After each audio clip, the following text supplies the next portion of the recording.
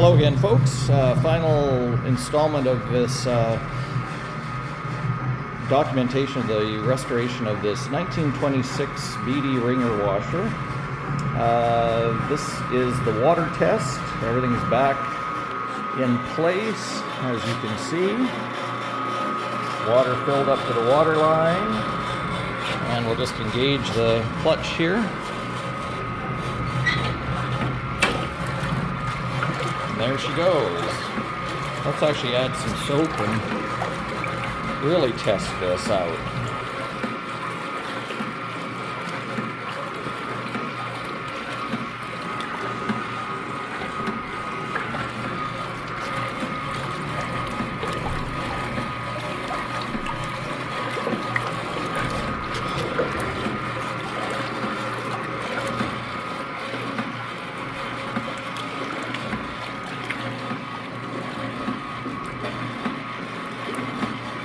I don't think we were getting a much dirtier rag there for the demonstration. So I'll let that wash just for a few minutes and then we'll run it through the wringer. Okay, we're back. It's washed for a few minutes now. Show you the operation of this rather unique wringer. So here's the wringer tension release bar here. You can see how it engages across those hooks. But it would automatically engage, or automatic is a bit of a stretch. When the on-off lever is engaged, you can see these little tabs there. The wringer engages as it goes on and also pulls the tension on, all in one swift action. And then if you were to release the tension, you simply hit the bar, like so. So let's wring the piece through the wringer and we'll see how it works.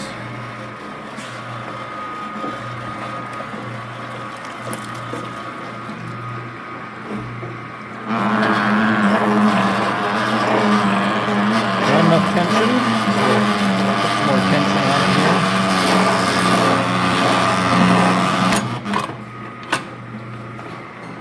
Let's try this again.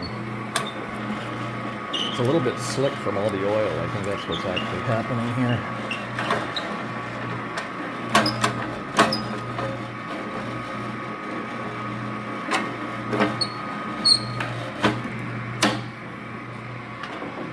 A little more tension on it there. And get just a corner of this, it should grab it. There we go.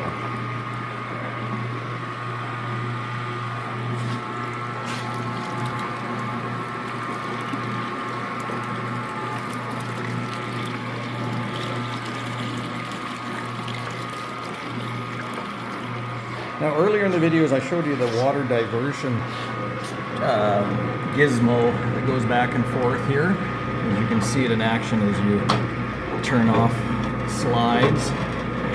It doesn't do a fantastic job. As you noticed as I was wringing, there was a little bit of water leaking from this side. Not a big deal, it would have just gone into the rinse tubs in the day. But in subsequent models, Beatty actually redesigned this so that it had another whole tray that flipped and did a much better job.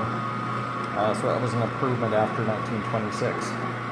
So there you have it, folks. That completes the restoration and demonstration of this 1926 Beatty Wringer washer.